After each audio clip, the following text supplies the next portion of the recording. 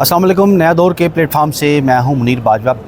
9 मई के वाक़यात में नाक़स तफ्तीश इन मुकदमात की जा रही है और इसकी एविडेंस जो है वो भी प्रॉपर तौर पर कलेक्ट नहीं की जा रही। और हालदो कि पुलिस ने कुछ मुकदमात के चलान अदालतों में जमा करवा दिए हैं, इसके बावजूद जो जिन्ना हाउस जो कि मेन मुकदमा है उसकी तफ्तीश नाक़स होने की बुनियाद पर प्रोसिक्यूटर ने ये चलान जो है दोबारा पुलिस को भिजवा दिया है।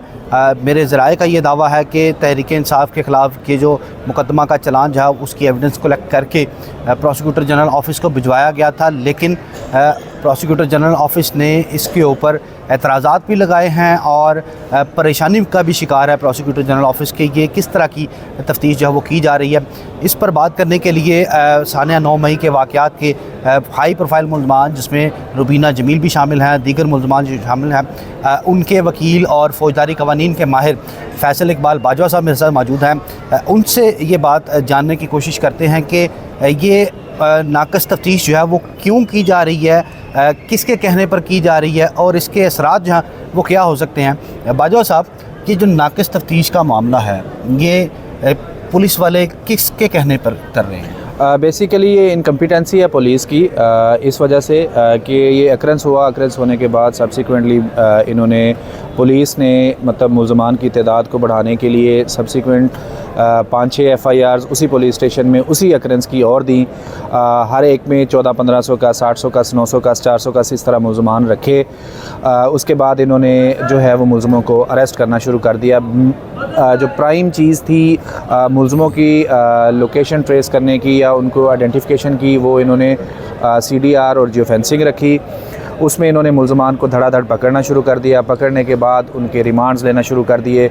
फिर दूसरी साइड पे ये चीज़ थी पुलिस के जहन में, या पुलिस ने ये एक्ट किया कि जो भी मुल्ज़म है जिसको कहीं से भी रिलीफ मिला है उसको छोड़ना नहीं है, उसको दूसरी FIRs में नामज़द करना, फिर तीसरी में नामज़द करना, फिर चौथी में। इससे क्या होगा? इससे डिफेक्टिव इन्वेस्टिगेशन जो है उसकी हद तक मैं गुजारिश कर रहा हूँ कि उसमें इन्वेस्टिगेशन जो है वो प्रॉपर नहीं हो रही। ठीक है, मुल्ज़मान जो है वो इसका फ़ायदा लेंगे डेफिनेटली ड्यूरिंग ट्रायल, क्योंकि जितने नंबर ऑफ़ एक्यूज़ बढ़ेंगे उनके हवाले से अब हर एक को इन्होंने इम्प्लांट कर दिया वही रवायती अंदाज में, जी इसके पास डंडा था, इसके पास सोटा था, इसके पास ये था, इसके पास वो था। कोई भी डिजिटल एविडेंस जो है वो इसमें इन्होंने कलेक्ट नहीं की। सिर्फ़ उस विक्टिमाइजेशन को और मुल्ज़मों को डिटेन करने के लिए इन्होंने जो है वो धड़ाधड़ बस वो एक रवायती अंदाज में इन्वेस्टिगेशन की। इसी वजह से जब प्रोसिक्यूटर इसमें स्पेशल अपॉइंट हुए उनकी तरफ से चलान जो है वो फारवर्ड कर दिया गया, लेकिन PG ऑफिस ने वो डिफेक्टिव इन्वेस्टिगेशन की वजह से चलान पे एतराज़ात लगाए और एतराज़ात लगा के वापस भेजे। अब ये देखें कि कानून एक टाइम फ्रेम तय करता है कि चलान सबमिट हों, लेकिन यहाँ पे 6 महीने से लोग डिटेन हैं, लेकिन अभी तक उनके चलान जो है वो प्रोसिक्यूशन PG ऑफिस जो है वो पास करके कोर्ट में सबमिट नहीं करवा रहा और वो तमाम मुल्ज़मान जो हैं वो प्री ट्रायल डिटेंशन में हैं। इसका डेफिनेटली उनको फ़ायदा जो है वो मिलना शुरू हो गया है और आने वाले दिनों में इसका मज़ीद फ़ायदा उनको मिलेगा बेल्स की फॉर्म में। बाजवा साहब, आपने बताया कि डिजिटल एविडेंस जो है उन्होंने कलेक्ट नहीं की, तो ये जो कॉल डाटा रिकॉर्ड होता है क्या ये डिजिटल एविडेंस में नहीं आता? नहीं, कॉल डाटा रिकॉर्ड सर उसमें ऑनरेबल सुपीरियर कोर्ट्स ने बड़ा कैटेगोरिकली जो है वो अपने फ़ैसलों में लिख दिया है कि कॉल डाटा रिकॉर्ड तब ही एडमिसिबल होगा जब end to end encrypted call उसकी लॉग साथ लगेगा। उसके अलावा सिंपल CDR पे आप देखें 2 चीज़ें हैं इसमें। सबसे इम्पॉर्टेंट चीज़ जो है वो ये है कि इसमें बहुत से लोग ऐसे हैं जो सिर्फ वहाँ से गुज़र रहे थे, जो अक्रेंस हो रही थी तमाशा देखने चले गए थे, उनमें गिल्टी इंटेंशंस या किसी मोटिव के तहत वो वहाँ पे नहीं गए थे। लेकिन तो आप इसको कैसे साबित करेंगे? देखें उसमें उनकी इन्वॉल्वमेंट ही नहीं है, उसमें उनकी इन्वॉल्वमेंट ही नहीं है, लेकिन पुलिस ने रखा कि जी चूँकि वो वहाँ पे उनकी लोकेशन आ गई, चूँकि जी जियो फेंसिंग में उनका नंबर ट्रेस हो गया, इसलिए जी उनको उन्होंने मुल्ज़म रख लिया। ठीक है, और फिर उस मुल्ज़म रखने के पे दर पे गलतियाँ ये हुई कि मुल्ज़म रख दिए, उसके बाद मतलब ऊपर से इनको सुपीरियर्स की तरफ से डायरेक्शंस थी कि जो पकड़ा जाता है उसको छोड़ना नहीं है।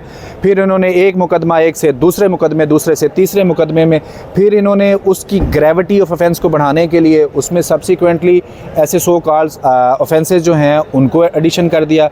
उन ऑफेंसेस का एडिशन जो है वो इटसेल्फ इस केस को मज़ीद कमज़ोर करेगा। ये सारी चीज़ें हैं। ऑफेंसेस जो ऑफेंस शामिल किए गए हैं वो तो बगावत के हैं, जंग छेड़ने की कोशिश करने के हैं, तो वो तो मजबूत करेगा केस को। देखिए बड़ी सिंपल सी बात है, ये ना कोई जंग छेड़ी जा रही थी, ना कोई ये जंग है। ये सारी चीज़ें ट्रायल में आएंगी।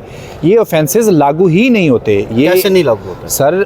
देखिए ये इसके पीछे मोटिव क्या था? मोटिव ये था, ये एक एग्रेशन थी। एग्रेशन क्या थी? एक अरेस्ट होती है, ठीक है, एक पॉलिटिकल लीडर की अरेस्ट होती है, जिसकी अरेस्ट को illegal honourable supreme court declare कर चुकी है कि वो अरेस्ट गलत थी, ठीक है। वो अरेस्ट क्या होती है? वो अरेस्ट एक मतलब लॉ इन्फोर्सिंग एजेंसी जो है वो जाके कोर्ट की प्रेमिसेस से उसको अरेस्ट करती है। अब उस अरेस्ट के अगेंस्ट एक प्रोटेस्ट था, ठीक है। अब ठीक है, मेरे एक्यूज़ की हद तक, मैं बहुत से ऐसे मतलब एक्यूज़ हैं जिनकी हद तक देखिए लॉफुल मतलब प्रोटेस्ट जो है, ठीक है, पीसफुली प्रोटेस्ट जो है वो कॉन्स्टिट्यूशन उसका राइट देता है। अब बहुत से ऐसे लोग थे जो सिर्फ पीसफुली प्रोटेस्टर थे वहाँ पे, ठीक है, against the illegal arrest of their leader, लेकिन सब उनको भी इन्होंने उसमें, अब कोई भी बंदा वहाँ पे इस नीयत से नहीं गया कि हमने वहाँ पे जंग करनी है। ये बॉर्डर नहीं है, ठीक है, ये कोई स्टेट, जो लोग मुल्ज़म हैं वो भी स्टेट के ऑर्गन, वो भी स्टेट के मतलब तो लोग हैं। नीयत कैसे पता चलेगी कि ये नीयत इस नीयत से नहीं? देखिए सिर्फ ग्रेविटी ऑफ ऑफेंस को बढ़ा देने से आप ये नहीं कह सकते कि जी ये जंग थी या ये मतलब अगेंस्ट स्टेट थी। ऐसी कोई भी चीज़ नहीं थी, वो एक एग्रेशन था। उस एग्रेशन के आउटकम में ये चीज़ें जो हैं वो हुई। अनफॉर्चुनेट है इंसिडेंट, ठीक है, लेकिन एक्चुअली उसके जो रियल कल्प्रेट्स हैं, ठीक है, इनको मतलब टारगेट करना चाहिए, उनका चालान जो है वो मतलब बनाने चाहिए मजबूत, और उनको प्रोसिक्यूट करना चाहिए, ना कि अब इन्होंने 1400-1500 कस लोग रख लिए, उनमें से 700-800 कस लोग जो है ये प्रोसेस से इन्वेस्टिगेशन से गुजर रहे हैं। अब कोई 900 के करीब लोगों की लिस्ट एक दोबारा इशू हुई, उनको दोबारा रीअरेस्ट किया जाएगा। जितना ये उसको बढ़ाते जाएंगे उतना प्रोसिक्यूशन को, पहले से गिरफ्तार लोग हैं उनको ही गिरफ्तार किया जा रहा है या अलग से नए लोगों को? बहुत से लोग ऐसे हैं जो फ्रेशली जिनकी लिस्टें मुरतब हुई, और उनका भी एक ही सोर्स है जियो फेंसिंग, कि जी जियो फेंसिंग में उनके नंबर ट्रेस हुए जी, उनकी कॉल। जो उस इलाके में जो लोग रह रहे हैं तो वो वहाँ पे जियो फेंसिंग में आते हैं। इसमें कुछ लोगों को वहाँ पे डिस्चार्ज भी किया है प्रोसिक्यूशन ने, लेकिन अब इन्होंने क्राइटेरिया ये रख दिया है कि चाहे उस इलाके का कोई बंदा था या उससे बाहर था जो वहाँ से गुजर रहा था, किसी भी तरह उसका पीटीआई से कोई ताल्लुक़ था या मतलब उस पॉलिटिकल पार्टी से कोई भी एफिलिएशन थी, चाहे वो वर्कर था, उसकी डायरेक्टली वहाँ पे इन्वॉल्वमेंट थी या नहीं थी, उसको इन्होंने इसमें मुल्ज़म रखा। यानी वहाँ का रिहायशी है और पीटीआई का जी ऐसा है बिल्कुल ऐसा है, लेकिन वहाँ पे मौजूद नहीं था, ऐसा है, बिल्कुल ऐसा है, क्योंकि उसका घर था वहाँ जी, वहाँ पे है, उसको उन्होंने रखा है, ठीक है। फिर इन्होंने क्या किया कि उसको सिर्फ इस बात को इंश्योर करने के लिए कि जी हमने इनको बाहर नहीं आना, चूँकि मतलब कोर्ट्स हैं, उनका एक अपना ज़ाब्ता तरीक़ाकार है, उन्होंने उन मुल्ज़मान को जिनके ऊपर रोल नहीं था, जिनको ड्यूरिंग इन्वेस्टिगेशन कुछ नहीं आया, बेल्स देना शुरू की हैं।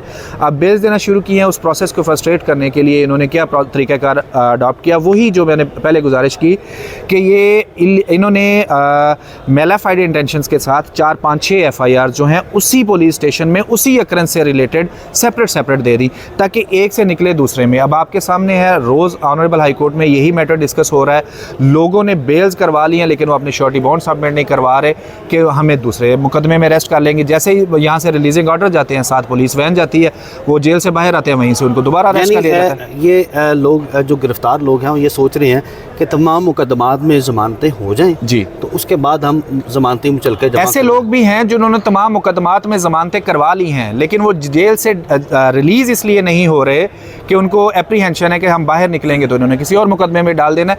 इससे बड़ी मेलिस और मेलाफाइडी मतलब पुलिस की क्या होगी? यही वो सारी चीज़ें हैं जो अल्टीमेटली आने वाले दिनों में जब ये चालान सबमिट होंगे, मुल्ज़म इस चीज़ का फ़ायदा लेंगे कि इन्होंने मेलाफाइडली 6-6 महीने बाद, 4-4 महीने बाद, 5-5 महीने बाद उनको दूसरे ऑफेंस मुकदमात में जो है वो इन्वॉल्व किया है। बाजू साहब, जो जिना हाउस जो कोर कमांडर हाउस पर हमले का मुकदमा था उसका चलान अभी तक जमा नहीं हुआ। बाकी मुकदमात के चलान जहाँ वो आ चुके हैं, उनमें कुछ में फ़र्द जुर्म जहाँ वो भी अब मैं मतलब पुलिस इन्वेस्टिगेशन की बात कर देता हूँ। चालान अब इसमें कुछ ऐसे लोग भी हैं जो 4-4 महीनों से जिनकी इन्वेस्टिगेशन प्रोसेस कंप्लीट हो गया, जो बाकायदा ट्रायल कोर्ट में इल्तवा पे आ रहे हैं, लेकिन इन्होंने मेलाफाइडली 2, 4, 6 लोगों के चालान जो हैं वो अभी भेजे हैं ताकि उनकी बेल प्रोसेस को रोका जा सके, उनको मैनेज किया जाए।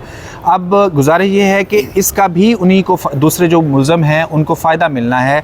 जब तक ये तमाम मुलज़मों के चालान सबमिट कैसे फ़ायदा मिलना है, ये जब ये चालान सबमिट नहीं होंगे तमाम मुलज़मों के, वो प्रोसेस लिंगर ऑन होगा। जब प्रोसेस लिंगर ऑन होगा तो अल्टीमेटली कोर्ट्स ये डिसाइड करेंगे कि हम मतलब इनडेफिनेट टाइम के लिए प्री ट्रायल डिटेंशन मुलज़मों को नहीं दे सकते, तो उनकी बेल्स होना शुरू हो जाएंगी और वो हो रही हैं, मिल भी रही हैं बेल्स। ऑनरेबल हाई कोर्ट में भी हो रही हैं, नीचे ट्रायल कोर्ट में भी। यानी आप ये तवक्को कर रहे हैं जिस बुनियाद पे आप बात कर रहे हैं कि आने वाले 1-2 महीने में ये तमाम लोग जो हैं बाहर आ सकते हैं? जी बिल्कुल आ सकते हैं। ये बेल्स प्रोसेस स्टार्ट हो चुके हैं और मतलब अब ट्रायल में उनको अब इन्होंने उसको बाइफरकेट कर दिया है चालान की सबमिशन को। कुछ मुलज़मों को पिक करके उनके चालान जो हैं वो दे दिए, कुछ को अभी पेंडिंग किया हुआ है, लेकिन अल्टीमेटली ट्रायल तो सबके इकट्ठे स्टार्ट होने हैं। इलेक्शन की तारीख आने से पहले देखिए काफ़ी हद तक लोग देखिए वो मतलब गवर्नमेंट की एक स्ट्रेटजी है, या मतलब जो इंटरिम गवर्नमेंट हो सकता है उसकी स्ट्रेटजी हो कि इनको मतलब इलेक्शन से पहले नहीं आने देना। लेकिन मौजूद अदालतें भी यहाँ पे मौजूद हैं। रोज़ की बुनियाद पर अदालतों में यही बात डिस्कस हो रही है कि प्री ट्रायल डिटेंशन या कितने इंडेफिनेट टाइम के लिए इनको हम जेल में रख सकते हैं। तो अल्टीमेटली ये आने वाले दिनों में आप देखिएगा इसमें मतलब बहुत सौ की बेल जो है वो उनको बेल्स हो जाएंगी और ये प्रोसेस भी अल्टीमेटली कोर्ट्स ने ही रोकना है, ये री अरेस्ट वाला। और वो उस पर मतलब लगी हुई हैं 2-3 पिटिशंस जो है वो मुख्तलिफ लोगों की यहाँ पे फाइल है, जिसमें मतलब कंटेम्प्ट ऑफ कोर्ट की प्रोसीडिंग्स जो है वो भी चल रही हैं। तो ये मतलब सारे वो महरक हैं जिनकी वजह से आने वाले दिनों में मुलज़म फ़ायदा लेंगे। जो मतलब डिटेन है पिछले 6 महीनों से उनको मतलब ज़मानतें मिलेंगी। दूसरी चीज़ जो ट्रायल स्टेज में है, जो एविडेंस इन्होंने कलेक्ट की है, ये सारी एविडेंस जो एस्टेब्लिश्ड लॉ है सुपीरियर कोर्ट्स के उनसे टैली नहीं करती।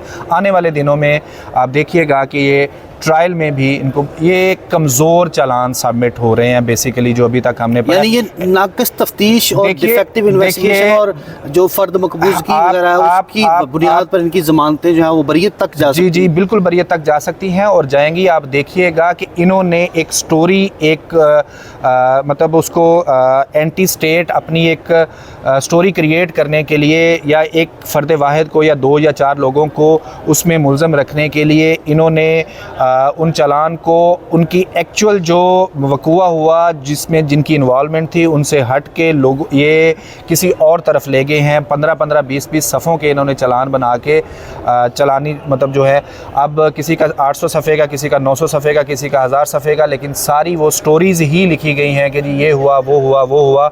ये सारी चीज़ें इस्टेब्लिश नहीं होनी ट्रायल में। अल्टीमेटली ये ऑफेंसेस जो सब्सिक्वेंटली ऐड किए गए हैं ये ही इनकी बरियत का बायस बनेंगे। मेरे साथ मौजूद थे फैसल इकबाल बाजवा साहब। हमने माजी में भी देखा कि जब ज़्यादा दूर नहीं जाते राना सनाउल्लाह को भी इसी तरह इसी बुनियाद पर लाहौर हाई कोर्ट ने बेल दी थी मंशियात के मुकदमा में कि किसी मुलज़म को बग़ैर बतौर सज़ा जेल में गैर मुअय्यना मुद्दत तक कैद नहीं रखा जा सकता।